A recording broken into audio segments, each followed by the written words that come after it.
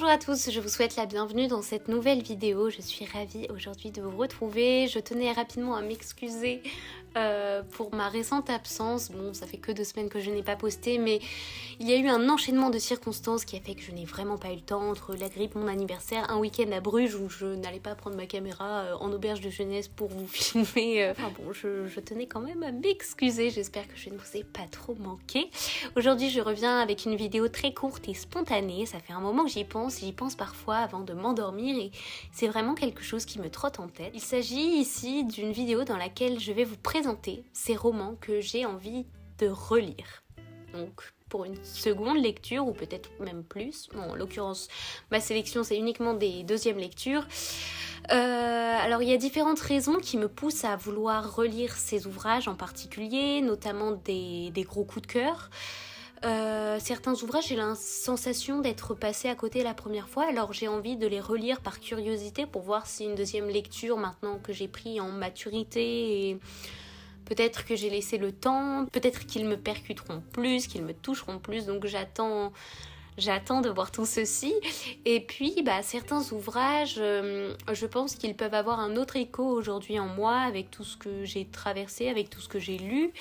Et puis voilà, je suis maintenant jeune femme. Il y a certains livres que j'ai lus ado, à 15 ans, c'est relativement tôt. Et la vie est bien plus longue. En tout cas, je souhaite qu'elle soit plus longue.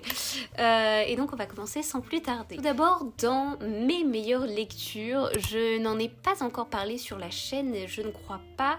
Il y a le roman Lolita de Vladimir Nabokov que j'ai lu à l'âge de 16 ans, que je n'ai jamais relu depuis, mais que j'adorerais relire pour la simple et bonne raison que déjà, c'était une langue qui était assez exigeante et à 16 ans, je pense que je n'avais pas tout saisi. Également, depuis, je me suis quand même beaucoup renseignée sur l'auteur, j'ai vu beaucoup de contenus, notamment ceux de Napolita qui m'avaient déjà poussé à la base à faire une première lecture de cette œuvre. Je serais très curieuse de le relire. C'est un ouvrage qui est particulièrement dérangeant au niveau des thématiques. En plus, ce qui est très particulier ici, c'est qu'on nous sommes dans la tête, nous suivons le point de vue du narrateur qui lui-même est problématique, qui est pervers, pédophile et qui est un véritable criminel dans le roman, sans vous spoiler. Mais c'est ça qui est dérangeant et c'est tout le génie de Nabokov qui a pris le parti de dénoncer, vraiment de pointer du doigt, puisqu'il ne fait absolument pas l'apologie de la pédophilie ou autre, ce qui a pu être mal interprété à certains moments. Mais donc c'est ça qui m'avait particulièrement intéressée et je pense qu'aujourd'hui je serais plus apte à le relire et j'ai notamment le souvenir de cette préface qui était très bien faite, je l'avais lu aux éditions Folio. Je ne sais plus de qui était la préface, peut-être que je l'afficherai éventuellement si je le retrouve, mais il y avait une préface très détaillée qui relevait ce qui avait été problématique pour l'opinion publique à l'époque, comment avait été reçu ce roman. Il me semble qu'il est sorti dans les années 1950, d'abord aux États-Unis, puis après un petit peu partout.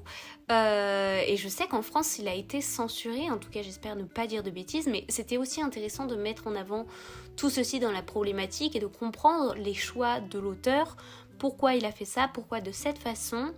Et au-delà de ça, Nabokov, c'est une très belle langue. Voilà, donc ce sont notamment les quelques raisons qui me poussent à vraiment vouloir relire. Et puis voilà, je n'ai pas, même si j'ai l'intrigue de base qui est en tête, je n'ai pas un souvenir vraiment exact, même de la chronologie des événements. Donc j'aimerais vraiment relire cet ouvrage, pourquoi pas cette année, pourquoi pas en 2025. Après, toute cette sélection que je vous montre n'est pas une sélection que je compte faire dans l'immédiat, puisque je ne veux pas relire en boucle les mêmes livres, mais voilà, les relectures sont à instaurer, je pense, entre plusieurs nouvelles lectures. Voilà, je ne veux absolument pas faire une année de relecture complète.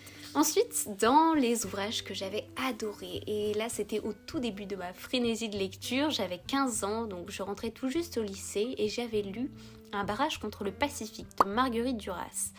Marguerite Duras, je sais qu'elle n'est pas appréciée par tout le monde. Moi, j'ai aussi lu d'autres romans d'elle, notamment Moderato Cantabile, L'Amant. Oui, L'Amant. Je sais que ces romans-ci m'ont beaucoup moins marqué, mais Un barrage contre le Pacifique m'avait vraiment fait l'effet d'une claque. J'avais été très marquée par le personnage de la mère, mais aussi par la relation fraternelle qui unit Suzanne et Joseph, des protagonistes qui effectivement m'ont énormément marqué, puisque 6 ans après, je me souviens encore des prénoms, ce qui est parfois assez rare de mon côté parce que je lis beaucoup, mais j'avais vraiment adoré ce lien et la montée en puissance, la montée du désastre, de la folie de la mère qui monte, qui se perd sans cesse dans son combat contre ce Pacifique qui est cruel et qui est sans pitié, voilà, par rapport à cette famille. Et vraiment, c'était une très très belle lecture que j'ai très envie de redécouvrir. Alors après, le risque aussi avec les relectures, c'est d'être un peu déçu parce que forcément, on sait ce qui se passe, on s'attend à certaines choses et je sais que certains événements, en tout cas dans cette œuvre-ci, me choqueront moins et donc peut-être que je serai moins happée et moins sensible à certaines choses. Ensuite, bon là c'est une lecture beaucoup plus récente, mais je sais que je veux relire cet ouvrage, alors peut-être pas là tout de suite dans l'immédiat, mais dans les prochaines années, je veux absolument relire ce roman. Il s'agit de Aurélien de Louis Aragon.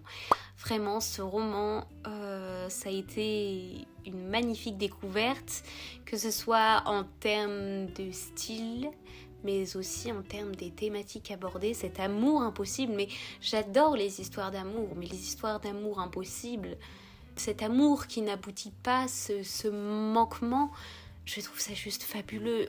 Le lecteur est extrêmement frustré, on aurait envie de tout refaire, mais c'est juste parfait. Pourtant, Louis Aragon, il a maîtrisé cet exercice à merveille et je trouve que le relire après avoir lu Le Cheval Blanc d'Elsa Triolet, qui dans la préface, on le sait, c'est la préface d'Aurélien.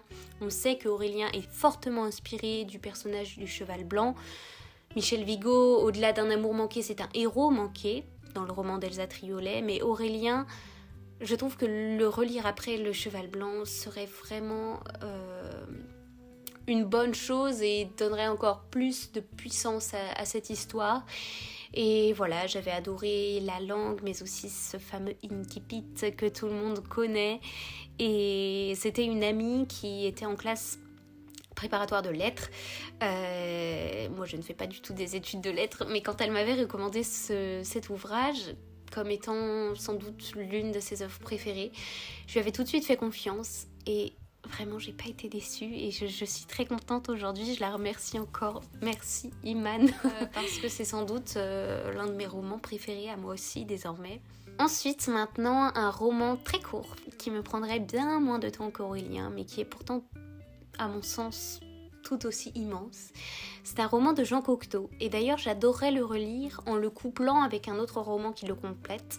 Ici je parle des Enfants terribles de Jean Cocteau. J'avais adoré ce roman qui est phénoménal, qui est complètement fou, la relation, l'amour fraternel est ici poussé à l'extrême. Nous suivons, il me semble qu'ils sont frères et sœurs jumelles, Paul et Elisabeth, d'après mes souvenirs, mais pareil, ça commence à dater, ça fait au moins 4 ou 5 ans que je l'ai lu, mais c'était tellement puissant, la fin est poussée à l'extrême, vraiment, on a cette folie grandissante, et c'était vraiment quelque chose qui m'était apparu comme un coup de maître de Jean Cocteau. J'avais été happée du début à la fin, et donc cette lecture, j'aimerais beaucoup la lire, puis lire après Les Parents terribles, puisque nous avons Les Enfants terribles et Les Parents terribles. Je ne sais pas s'il y a une chronologie, un ordre à respecter, mais il me semble que les deux lectures sont liées, ou en tout cas les titres qui se font comme ça écho, en effet ping-pong, sont forcément intrigants, donc dans les deux cas j'aimerais relire les deux œuvres. C'est un sublime roman si vous ne le connaissez pas. Dans cette vidéo je ne vais pas résumer ni faire la publicité, l'apologie des œuvres que je présente, c'est simplement des envies personnelles. Alors c'est assez brouillon, c'est assez diffus, mais bon, on est sur la chaîne de la cicatrice littéraire finalement, c'est un petit peu tout le temps ce que je fais, ce que je dis. Mais voilà pour ces lectures donc, que j'ai adoré et que j'aimerais relire. Maintenant, on va passer à une catégorie de romans que j'aimerais relire pour une nouvelle compréhension. Les romans aussi un peu à côté desquels je suis passée. Je pense tout de suite à Lettre à D de André Gorz qui m'avait beaucoup déçu et déstabilisé l'année dernière. Lui, je le relirai, mais alors vraiment pas tout de suite, pas dans l'immédiat. Parler moins d'une déception, mais je pense qu'il ne m'avait pas autant marqué. La Métamorphose de Kafka, je l'avais lu dans le cadre scolaire en 3e, alors ça m'avait beaucoup plu. c'était assez loufoque pour moi, ce nouveau style très dénonciateur, mais on passe ici par des événements complètement surnaturels et très imagés. J'avais quand même aimé le message global, mais au niveau de la langue et de l'expérience de lecture, j'ai très peu de souvenirs de la métamorphose de Kafka. Donc c'est un ouvrage également que j'aimerais relire. Passer aussi à autre chose, un roman que j'avais beaucoup aimé, mais je pense qu'il était encore trop compliqué pour moi à l'époque où je l'ai lu. Il s'agit d'un roman de Milan Kundera, L'insoutenable légèreté de l'être. D'ailleurs, sur Milan Kundera, j'ai écouté plusieurs émissions très intéressantes, notamment une petite émission qui était sur France Culture, où justement il parlait beaucoup de l'insoutenable légèreté de l'être, qui est sans doute l'œuvre pour laquelle on le connaît le plus en France, notamment avec ce titre poétique, et la magie des titres chez Kundera justement était évoquée dans cette émission, et j'avais trouvé ça particulièrement intéressant, et c'est ce qui m'avait aussi motivée à relire cet ouvrage de Kundera. Voilà, c'est le premier ouvrage qui m'avait fait découvrir l'auteur tchèque. Et voilà, j'ai une tendresse particulière pour cet auteur, vous le savez, je l'ai déjà mentionné, mais voilà, c'est quelque chose vraiment que j'aimerais relire calmement, peut-être plus lentement, parce que c'est un ouvrage quand même assez dense, le niveau de langue n'est pas facile, on frôle, c'est très poétique, mais on frôle la philosophie, il explique quand même c'est tout un courant philosophique pour moi, Kundera, vraiment, je pense que c'était à relire plus calmement, parce que je l'avais lu un peu à un rythme effréné, j'étais au lycée, je faisais plusieurs choses en même temps, enfin, bon, là je suis en école d'ingénieur, j'ai pas non plus le temps de me consacrer un été à ça, mais voilà, à l'avenir, j'aimerais le relire dans des bonnes conditions. Également, là, j'aimerais parler de 2 œuvres que j'ai lues à peu près la même période, je pense que c'était il y a 2 ans. Mais c'est drôle parce que c'est des œuvres pour lesquelles j'avais énormément d'attentes, et aujourd'hui, j'en ai très peu de souvenirs. Et je me souviens simplement que le moment de lecture n'était pas incroyable. Il s'agit de Orgueil et préjugés de Jane Austen, ou Jane Austen pour ceux qui le disent à la française, et Chez les heureux du monde de Edith Wharton. Ce sont 2 romans que j'ai dans ma bibliothèque dans les collections des romans éternels, donc de très beaux ouvrages. Mais je ne sais pas si c'est l'édition ou la pression que je me mettais pour ces œuvres, mais je n'ai pris aucun plaisir. Pourtant, ce sont des romans qui reviennent quand même souvent En tout cas, Jane Austen vraiment revient très souvent dans les autrices préférées. Il y a toutes ces nouvelles tendances qui remettent au goût du jour et qui remettent en avant ces œuvres, et c'est fabuleux, c'est bien. Alors après, je ne dis pas que j'en attends la même chose pour moi, c'est peut-être un style qui me convient moins, mais en tout cas, ce sont des œuvres pour lesquelles j'aimerais repasser un moment en tout cas plus intense, ou en tout cas, oui, en garder un meilleur souvenir tout simplement, parce que là, j'en ai très très peu de souvenirs. Je connais les intrigues de base rapidement, mais voilà, c'était pas une lecture intarissable, et j'aimerais revoir tout ça. Alors après, je les ai peut-être pas lus à la bonne période, c'était une période où j'étais très fatiguée, donc je ne sais pas, ça m'est sorti de mon esprit, mais voilà, ce sont 2 œuvres que j'aimerais relire, que ce soit pour ma culture, mais aussi voilà, pour la qualité de la langue, parce que ce sont des œuvres plébiscitées. Pour terminer cette petite sélection, en vrai, il y a peut-être bien plus de livres que j'aimerais relire. Il y a aussi des livres que j'aimerais relire comme si c'était la première fois, mais ça c'est le cas pour tous mes coups de cœur finalement. J'aimerais les relire comme à la première lecture et être surprise, être émue, mais sauf que c'est impossible, on ne peut pas voyager dans le temps. Mais il y a notamment une saga qui appartient à la littérature jeunesse, littérature même de l'enfance, avec laquelle ma tante, ma mère ont essayé de me faire lire. Moi, j'étais très réticente à cette époque. Les livres étaient un petit peu... Je sais que ma mère me disait « Viens, on lit un chapitre sur 2 », et au final, c'était ma mère qui lisait tous les chapitres. Mais il y a une saga donc de littérature jeunesse que j'adorerais relire aujourd'hui avec mon point de vue adulte, parce que je sais que certains adultes adorent la lire. Il s'agit de Hermux Tantamok, de Michael Oi, je ne sais absolument pas comment ça se dit, mais c'est une saga jeunesse qui est absolument merveilleuse. Une histoire d'aventure avec un petit peu de sentiment aussi, c'est très mignon. C'est l'histoire d'une petite souris qui s'appelle Hermux, qui dans mes souvenirs est horloger. Il vit avec aussi une petite coccinelle qui porte un nom et il y a plein d'aventures. Il y a une sourisette ou une jeune souris dont il est amoureux et c'est quelque chose qui m'avait quand même marqué, même si j'étais réticente à la lire, et qui est vraiment aussi très plébiscitée, mais au-delà d'être plébiscitée par les membres de mon entourage, je sais que cette saga a une importance dans ma famille, vraiment, on me l'a tellement recommandée.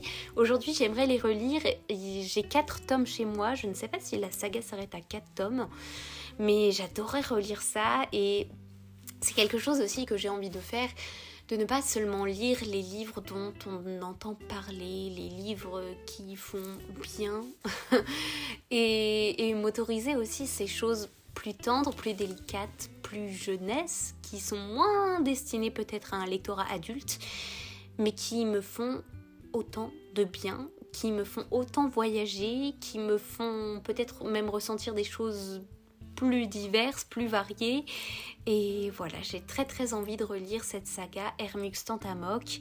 Je l'ai chez moi, j'aurais pu vous les montrer, c'est vrai que j'ai peut-être pas assez illustré cette liste. C'est un souhait, je ne sais pas quand ce sera fait, mais je vous tiendrai au courant. Je vous remercie de tout cœur d'avoir suivi cette vidéo. Alors elle était assez courte, peut-être pauvre en contenu, non, je ne sais pas. Après, il faut pas que je me dénigre tout le temps, mais j'avoue que je n'ai pas présenté en détail des œuvres. Après, c'est aussi ce que j'aime faire sur la chaîne. Si vous êtes curieux, n'hésitez pas à m'écrire en commentaire. En parlant des commentaires, je voulais rapidement vous remercier pour tous les retours que j'ai eus sous ma dernière vidéo sur les TCA et la lecture. C'était une vidéo qui me tenait beaucoup à cœur, une thématique assez niche, assez taboue mais très importante pour moi, et c'était aussi une vidéo personnelle dans laquelle j'abordais certains vécus, une certaine partie de mon histoire, et vraiment vous avez été adorables. Cette vidéo a été extrêmement bien accueillie et au-delà des commentaires, j'ai eu plein de messages, de témoignages.